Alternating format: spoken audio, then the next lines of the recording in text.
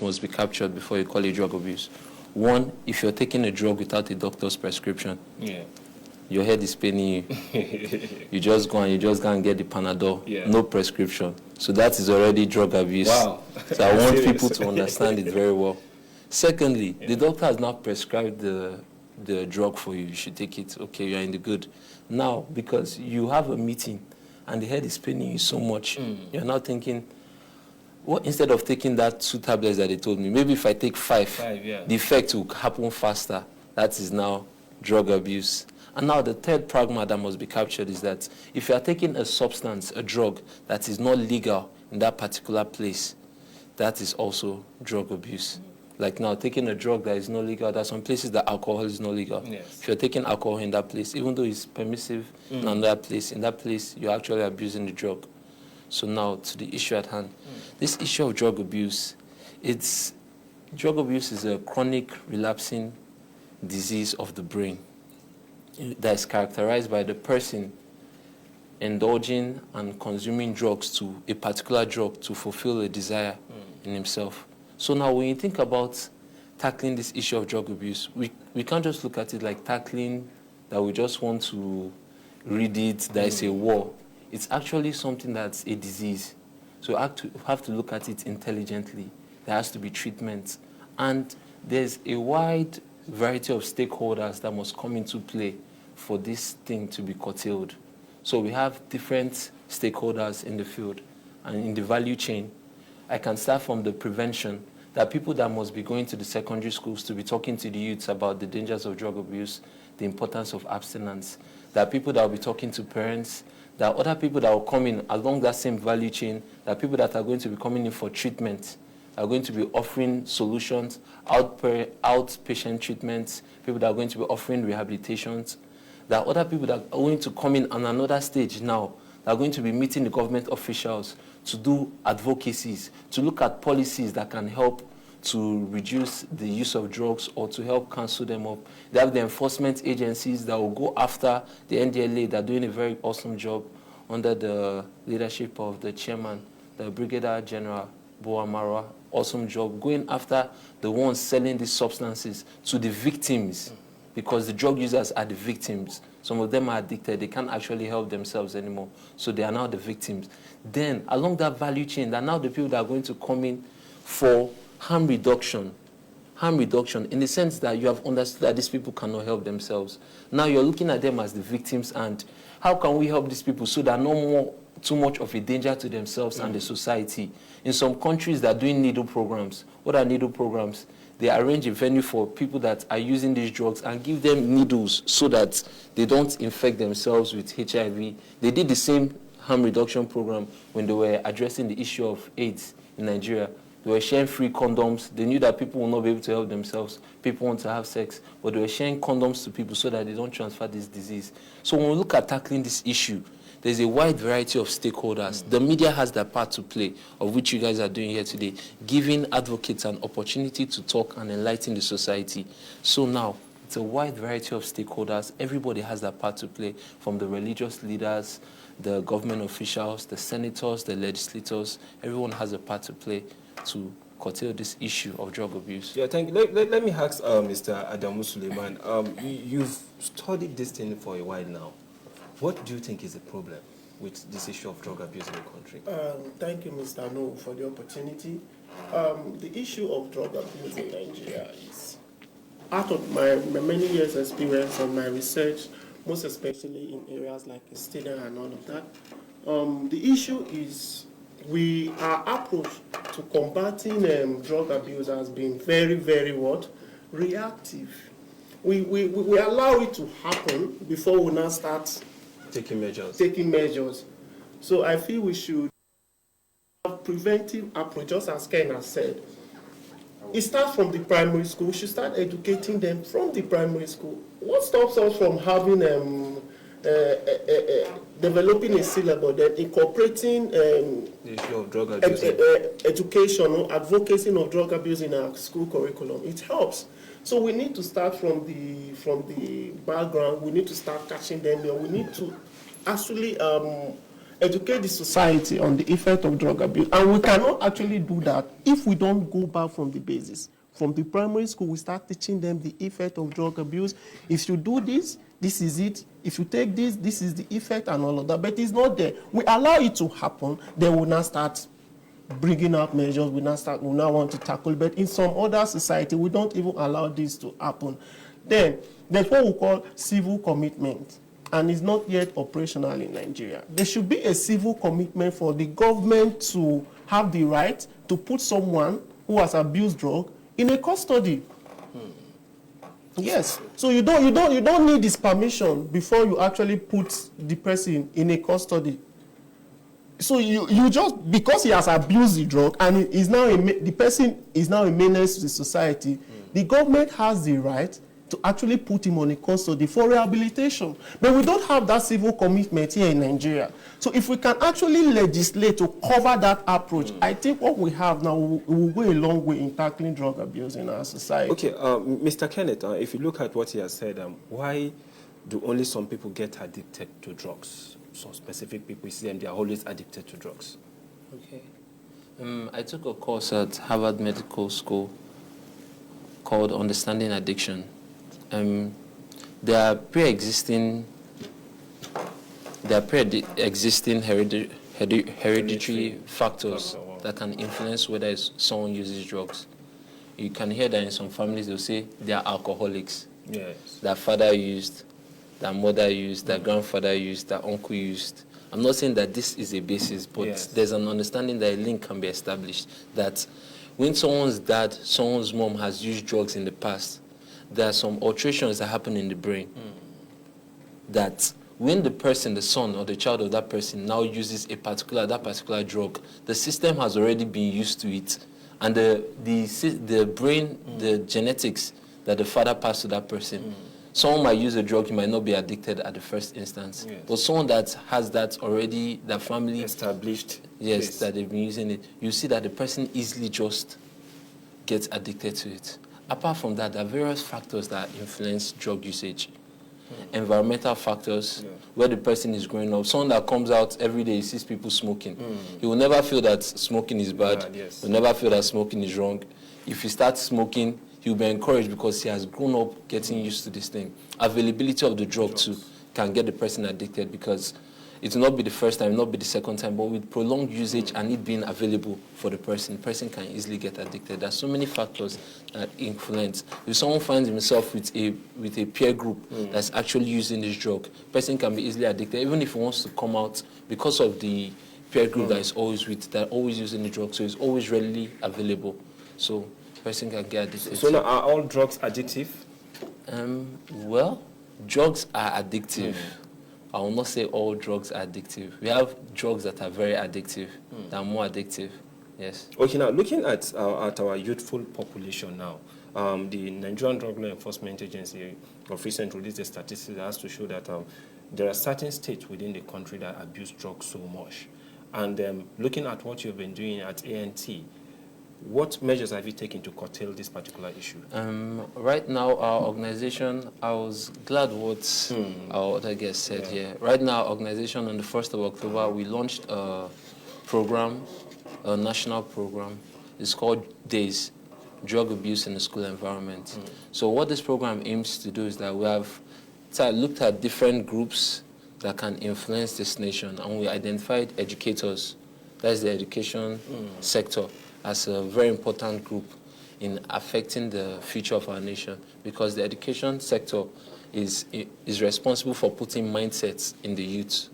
So we have targeted them, and we are working with the National Association of Proprietors of Private Schools. We are working with other educators to see the way that we can reach out to teachers.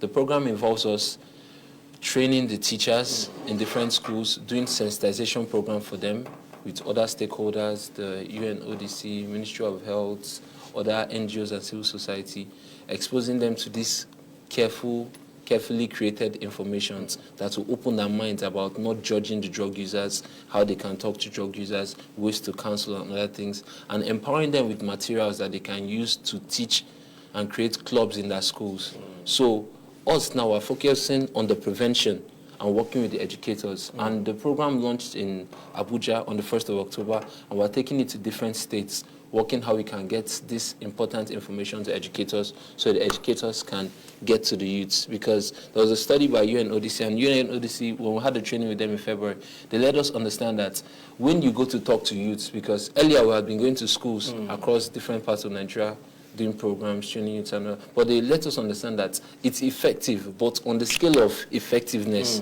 the students are more responsive when it's that teacher that is talking to them, because they just feel like that uncle, a stranger, they'll use the word stranger, that uncle came and said this that day. But when it's that teacher that is talking to them, so this is what our organization is doing, and a lot of other people are doing their own. I spoke about the value chain, from prevention to treatment, advocacy, to the taking care of the sellers.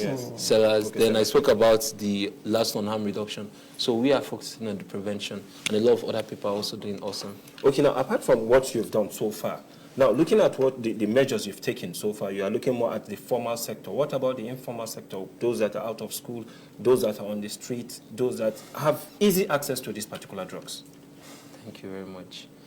The truth of the matter is that one person, one organization cannot change a nation. Yes. But everybody can make an impact, starting from your own sphere of influence. And we are working on the prevention. Apart from that, we've been working with legislators, going to different constituencies to talk to youths.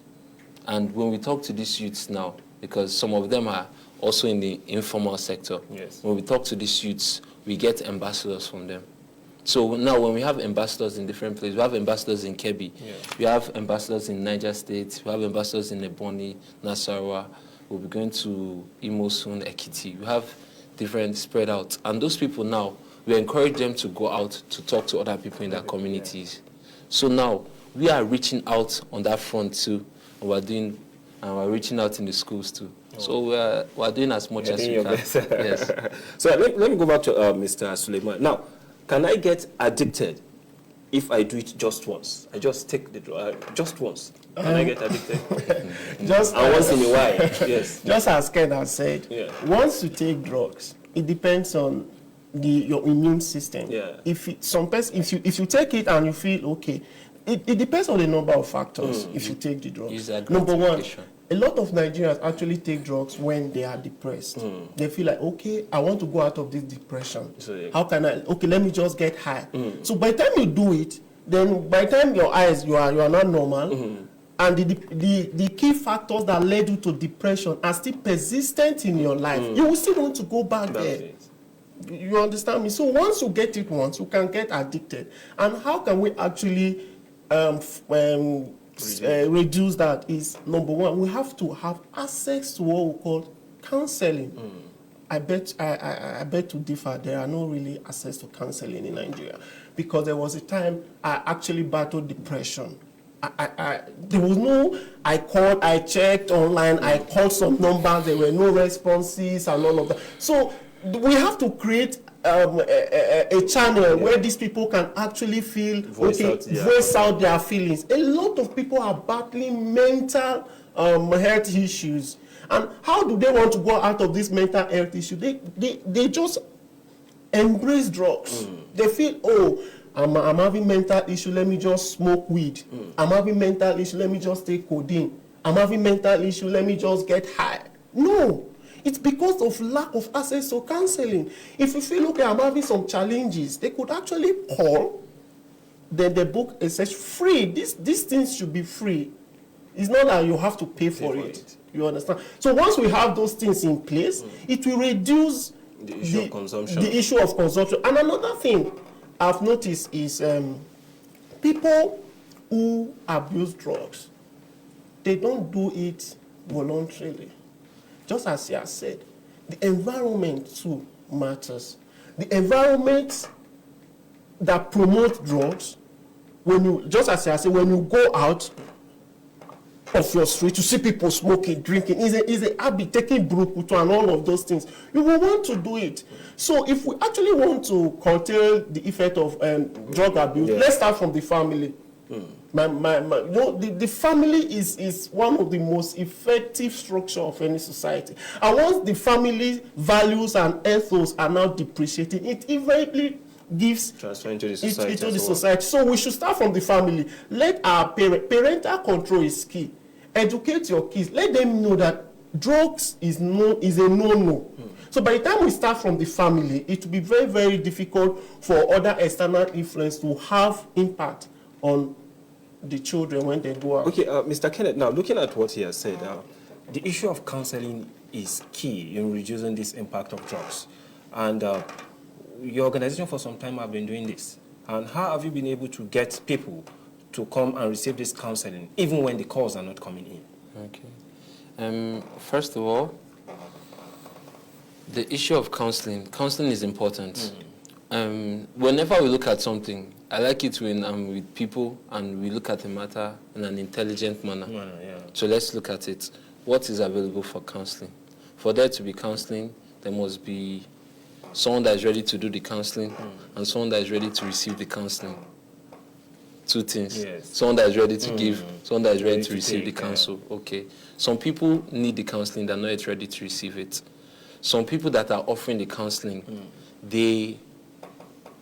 it has to be on the basis that they will either be paid for it, do you understand? Because it's somebody's job to offer this service, and the person should be paid for the service.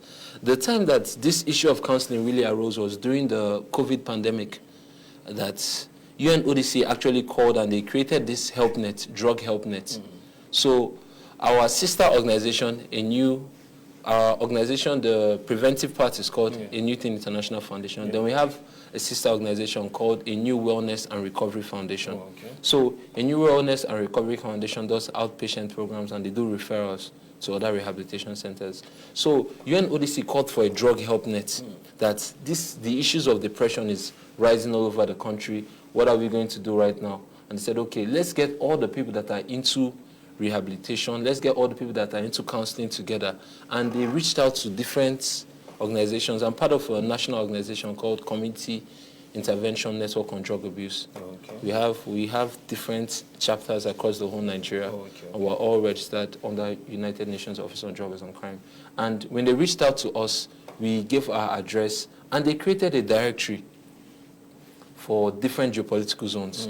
And in that directory, they had different people, different organizations that offer services to people that if you can call, there's someone to talk to and like that. So I believe that UNODC is actually doing a lot, and they've covered this aspect.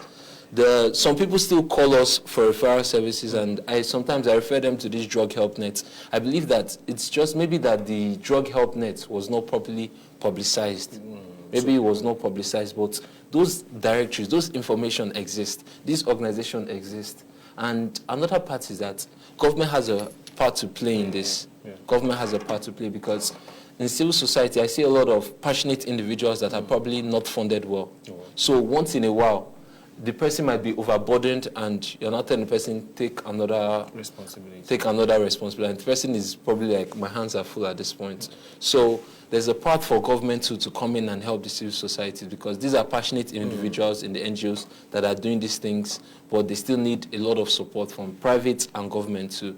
So some of these services are available, but they are not popular. Some of these people are ready to counsel, but the people that need the counseling are not available to, or they are not ready. Because first of all, when you're taking drugs, when you want to stop, at least there should be a conscious decision from yourself saying, I don't like the way my family is suffering from this thing. I don't like the way my work is, my responsibilities are suffering from this thing. I don't like the way my health is. I want to make a change. How can I get help? He's ready for counseling now. The counselor is available.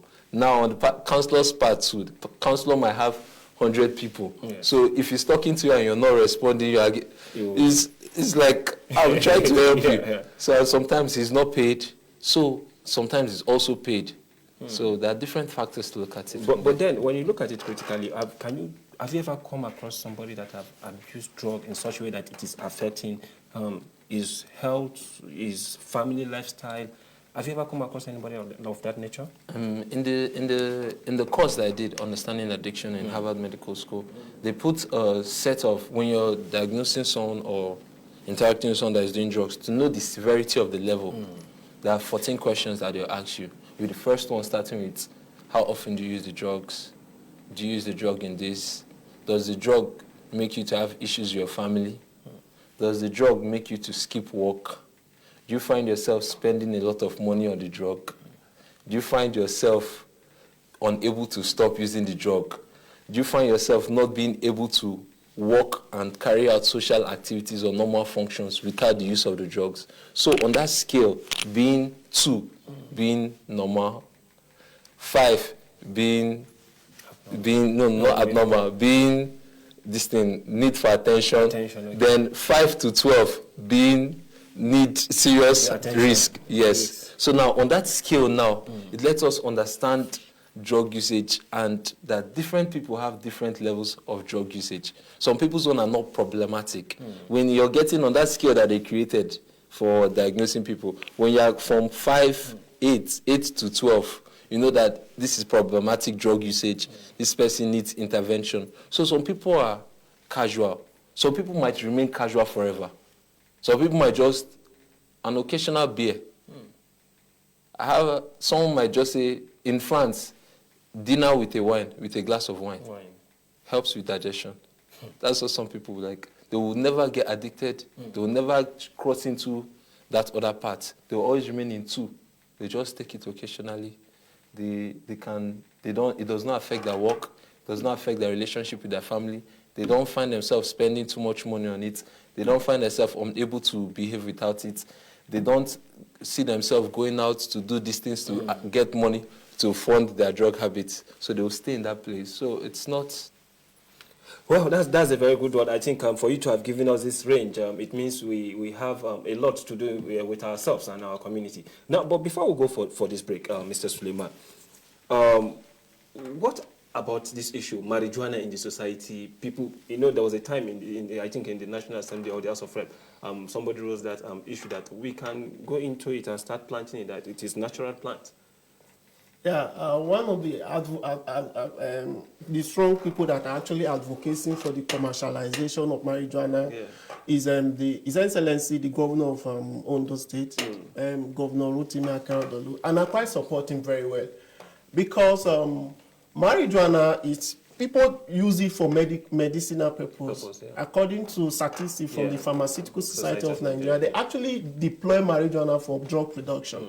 So are you trying to say, okay, because we know everything has its bad and the good side, but if we don't, we are losing billions of dollars actually, but we can actually commercialize marijuana production in Nigeria. It will boost our national economy. It will bring in more foreign exchange, but we need to regulate it. The question is, do we have the structure put in place to regulate it so that it will not be prone to abuse before we start commercialization?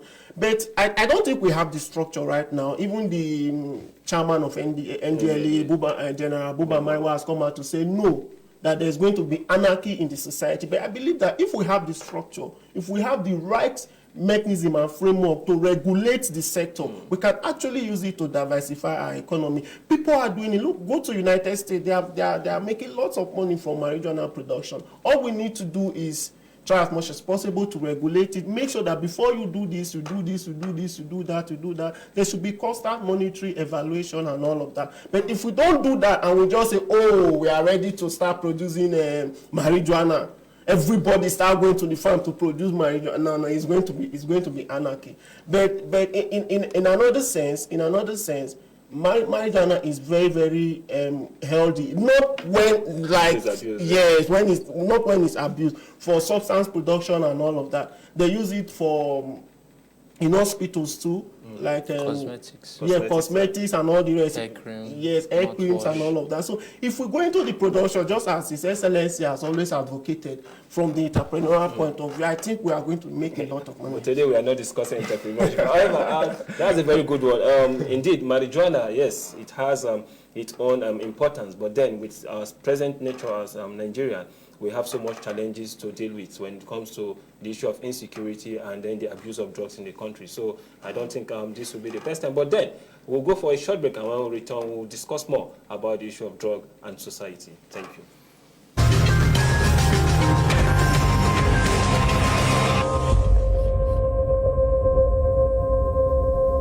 Following the sudden outbreak of cholera in some parts of the Federal Capital Territory, significant number of cases have been tested positive for cholera. The Health and Human Services Secretariat has intensified surveillance in the affected communities around the area council. Therefore, residents are requested to report any case of diarrhea to the nearest health facility or the Department of Public Health on the following numbers: Dr. Sadiq Abdurrahman, 0803-705-1784, or Dr. Doris John, 0803-315-6560.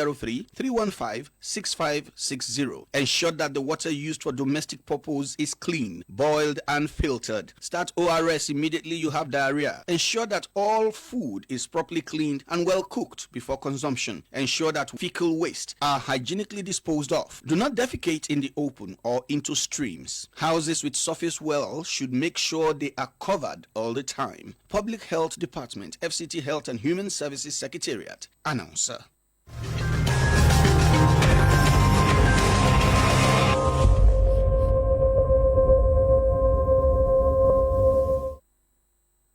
Yeah, welcome back.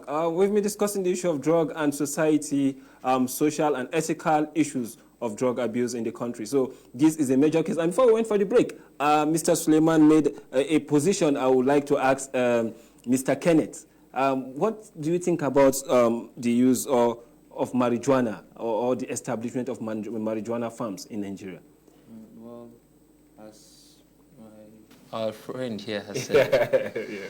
Nigeria, I was reading a post from Brigadier General Boamara. He's done excellent in his time in office with all the seizures and everything he's done. Yeah. And he in his statement, he said that Nigeria is not ready for such. He said about all the things that trail economies and nations that have actually legalized. He talks about drug cartels in the likes of Colombia, Mexico, becoming as strong as the government. Talking about the civil wars that trail nations that actually legalize these things. And looking at the strong state of Nigeria, let me use the word, in faith. The strong state of Nigeria at this point. Nigeria has, they said that Nigerians' cannabis is one of the best in the world, but do we actually have the structures in place that all these other nations that have legalized this thing have? What we should be looking at about is not even the legalization, or should not, it's an advanced topic for us. We should be looking at something like decriminalization of this marijuana. We should look at it like this, the users of this marijuana. When someone is caught using it, do we look at the person as a criminal or the person as a victim? Because the criminal is the cartel, the people making money from it, making money and pumping it on the person. That is the victim now. So now, when we look at him, when he appears in the court, is he now a victim or a criminal for using marijuana? Those should be the issues. Legalization is an advanced topic for us. You're looking at decriminalization. When he appears in the court now, maybe he appears before a judge now, and they say they caught him with this thing, with this quantity of marijuana. Now, is the judge now going to say, okay, this person should be cancelled, this person should be treated? Or is the court going to say, you are a criminal, go to prison, in prison you will come down? It's going to go and meet worse people there. Going to become something far worse, whatever. So we should be looking at something like decriminalization. We should be looking at these people that are using these drugs. These are victims. We have to create a way to capture them, a way to help these people out. So those should be the topics that we're looking at right now. And it looks at us going back to our drug laws to look at a way that we can decriminalize it. Criminal justice system. Yes, we need to look at a way. The Nigerian Law Reforms Commission need to look at ways we can protect these victims. I was at a meeting, the Health Week, organized by the Ministry of Health, Federal Ministry of Health. I think sometime a month or 2 months ago, and there was a discussion there because they gave us an opportunity to ask questions. Before then, they had said that when they first come and they meet people taking drugs, you cannot identify the user and the user and the drug baron. Wow. So at that first instant, both of them are captured and taken back. The representative from the NDLA gave a very, very good speech, and he told us that they have not been convicting people using drugs. That is good. They're not convicting drug users. They're convicting the barons. But sometimes it will now go, they say they have not been persecuting. That is when they are getting the people. But when it's now the police that gets these people, how is that? They might persecute the person. So we need to create a help net for these people. These people that are using the drug, when they appear before a judge, there has to be a help net for them that, okay, how much was the quantity? Is it this type of big quantity, or is it like a smaller quantity? If it's a smaller quantity, this person is not profiting from this thing. We should now look at the person that this is not a criminal. Yes, he's doing the wrong thing, but he's actually a victim because he's now addicted. He goes out of his way to get this particular thing. There was a theory that I used in my thesis in school. It was called user gratification theory. It means a user will continue to use a particular thing as long as he continues to get a level of gratification from it. So now he's getting gratification from using this drug. So he will continue to go out, use it against his will. So now he's actually a victim in the system. So now we should be looking at something like decriminalization. Let's look at the way we can help these drug users. That's the civil commitment I spoke about. Yes. Okay. Now, but then in terms of this particular aspect, how do we help this drug victim? The drug victims. Yeah. Very good. That's a wide range for some of my brothers that are into the advocacy place. Yes. And I happen to do a little advocacy. And well, we can start with decriminalization. Let's look at a way. In most cases, most times when someone is caught using drugs in the interiors, like in the local governments, the drug cases are handled by high courts. So when they bring you to the local police station, there's no magistrate cannot deal on it. Okay. So the person might actually be behind the counter for a while, for a prolonged time, until they can get this thing. We need to be able to address that, be able to delegate power so that magistrates can be able to handle these drug cases, to delegate the power. So that is in Nigerian law reforms. Another thing is that we can do advocacy to our governors. Let our governors take responsibility, and each state should open up a rehabilitation center. Let's work on that. Let's have rehabilitation centers in states. We saw the gory images of other places where they were chaining people, say that is rehabilitation, in Kano or other states where they were chaining people saying it's rehabilitation. We're hearing people being flogged. We need to stop looking at it as a issue that you flog it out. We need to start looking at as intelligent people. I use that word, intelligent. Let's look at it. We understand that this is a brain disease, chronic relapsing brain disease. Other chronic relapsing diseases are diabetes. Diabetes is chronic and relapsing, which means that you can treat diabetes. You can say that you are healed. You can check your body and say that there is no more diabetes now. 5 years later, 2 years later, it can come up again. Asthma is a chronic relapsing disease. Someone can be healed of asthma. In 2 years later, you can say, he does not know what happened. Cancer is a chronic relapsing disease. You can handle it. And that's the way drug abuse is too. It's a chronic relapsing disease of the brain. It can be totally treated. If they take a scan of the brain now and see that this person is using drugs, you see the areas that are damaged. The person can go into treatment.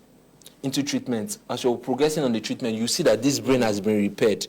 Things have changed. The person is back to normal. The person can be normal, but the person can relapse too. So you have to have facilities that can treat people. And individuals driving this are driving away profit because they will take care of their staff. They will take care of. But when government comes in to drive it, government can do an easy landing for the victims. So they already have some facilities, teaching hospitals that looking at it in mental cases and this thing. But government can do more. Because if government leaves this for only the individuals are looking at profits. At this time, rehabilitation, I must say, is a bit high. It's a bit high, but you get quality services. And for that quality, since government is not offering it as much as the private sector, you might have to pay a lot for it. I know some places that you pay 23,000 a day. Wow. And you go for a 3 months period. Or when you go for that 3 months period, you're going to come out clean. You come out changed. If eventually you relapse or any other thing again, you might go for another period like that. And because of the issue, the way this issue is in our society and the way our society is, I've noticed that this drug abuse is an issue that affects the rich and the poor. So they say the rich also cry. And the way our society is, people don't have an avenue to voice out. They don't always that are not able, because of maybe cultural norms, religious norms, they're not able to come and voice out that, my son is doing drugs. So people are actually looking at the media, because the media can push these issues forward and let people know that it's not only you that is going through this issue. Don't stay and die in silence. You too cry out, and they can get this other help nets, these counselors, they can get these other rehabilitation facilities, they can get these other places to come out and let their services be known. And this way, government is helping, individuals are helping, the media too is helping, everyone is helping, so that the issue of drug abuse can be curtailed. Okay, now let me go back to Suleiman. Peer group influence is one of the major causes of drug abuse in the country today, most especially in our secondary schools, in our tertiary institution. How have you been able to manage this particular issue for some time now? Okay, the issue of peer group is a very, very delicate issue, because they have this influence. You are influenced by your peer. Yeah. What they do, you want to do it. Maybe your friends are smokers. They drink alcohol. They do things. They take intoxicating substances that make them think outside of their mind. You want to do that, but how can we actually stop that? It is through what we call through the family. The family has a role to play, and just as he has said, government has a role to play. Number one is the cartels. These drugs, even there is a chain. The drug business is just like a normal entrepreneurial business. There are people that import them. We have dubious agents at the ports that do the clearing. Then from there we have transporters that will move them across to different distributors. Then from the distributors we have people that will now give it to the retailers. Then from the retailers, then we have, that's how where it now gets to the peer groups. Now, before it moves through these different channels, I think the government should be able to intercept them.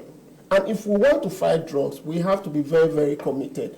I'm elated. I'm super happy with what Buba Marwa is doing with and the decisions. And now, before, when they seized drugs in Nigeria, before he came into office, when they are trying to destroy the drugs, there is no accountability. So they can actually seize drugs. Even the seized drug is being... Yeah, even the seized drugs, before, they reload it and said, before, I'm saying this. But now, if they want to destroy a drug, they go through the court. The court will seize and all of that. Then, if they want to destroy them, the NDLEA will invite a lawyer. They will invite a representative of that court. Then they will invite the person, the culprit to come and identify, to see if it's the actual size of the drug. Then there's a form. They register it and fill it. Then they destroy it there. So these are the type of reforms that we need in our society. And if we continue like this, if government continue to play its active role, we can actually reduce these drugs even before it gets to the peer group. So we need to actually look at it from the government angle. No matter the interventions the civil societies are doing, advocacy programs and all of that, once the drugs keep coming in, it's just our efforts are not, they will not actually yield results. But once we are able to curtail these people and we are able to curtail their nefarious activities from even getting into the borders of Nigeria, I think we'll be able to solve at least 50% of our problem as it regards to drug abuse. Okay, now still on this particular issue, the peer group, you see, from secondary school, from JS3 down to SS3, and then you see that there are so many dropouts as a result of drugs. When you go to higher institution, the same issue. And how far have you been able to look still into this particular issue? That's why I told you that our organization is into educators. In the past, this one is confession. In the past, I did drugs. That's why I'm very passionate about this. And it was in secondary school that I actually started doing drugs. And it made me go through, I went to like 3 secondary schools. I went to 3 secondary schools. I went to 3 universities.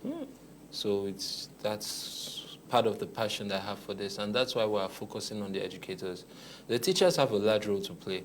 When we look at the things the spheres of influence that influence every nation, there are 7 spheres of influence that influence every nation. We start from the government. The government creates policies that can either raise a nation up or bring a nation down. We have the family. The family is where that people will learn values and get blessings, either to take a nation forward, to take the next generation or bring next generation back. The commerce funds all the other avenues. We have the media. The media can increase an information, can push a policy, can either raise a good initiative up or destroy it. It does not get a line of light. We have the entertainment. The entertainment is where success is displayed and where people get pressured, because when the entertainment begins to enforce that this thing is good and this thing is nice, then we now have the educators. The educators are responsible for instilling mindsets in the next generation. So when the educators, because human beings spend about 20 years of their life, 25 schooling. Yes. And the educators are the ones that will with you throughout. The way that the world is going now, that there's more demand for the price of education, parents are working more. Sometimes teachers are spending more time, more interactive time with children than with parents. So us identifying that these teachers are the ones, that's why we're going after them. We're giving them the right information. We're holding training programs, looking at partnering with more people to do more training programs and giving them this right information so they can pass it to the children, because the children are going to hold this mindset that the teachers pass to them.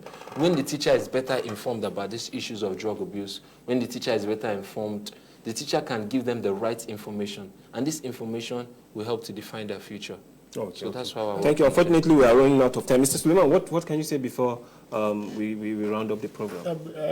My last bet for the program is if we actually want to fight drug abuse, let's use a bottom-up approach. We need to go back to our schools and set up a guidance and counseling units, mini guidance and counseling unit for people with mental health challenges and all of that, because they need to have access to that counseling. If they don't, they revert back to drugs. And also, our government needs to keep up actions with policies and programs as it relates to fighting drugs.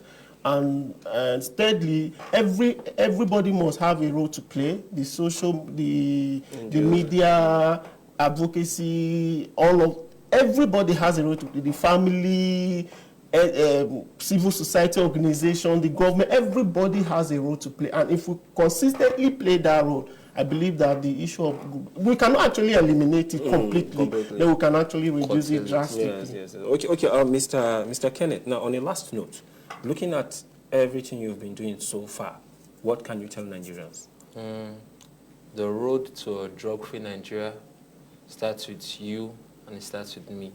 So let us save the youth and save the future. Thank you. So that's how far we can go today for the program. Today we looked at the issue of drug and society, and they've stated it very clear that yes, the road to a nation being developed, or a nation having the potential to develop, is when the society is free of drugs. And then drug abuse is dangerous to our youth, it's dangerous to the system, and it won't take us anywhere. It will only bring us backward. So let us all put our hands together to make Nigeria proud. In any place we find ourselves, we must not abuse the drugs we find there. Thank you, and have a wonderful day. Bye for now. My name is Issa Nuhu.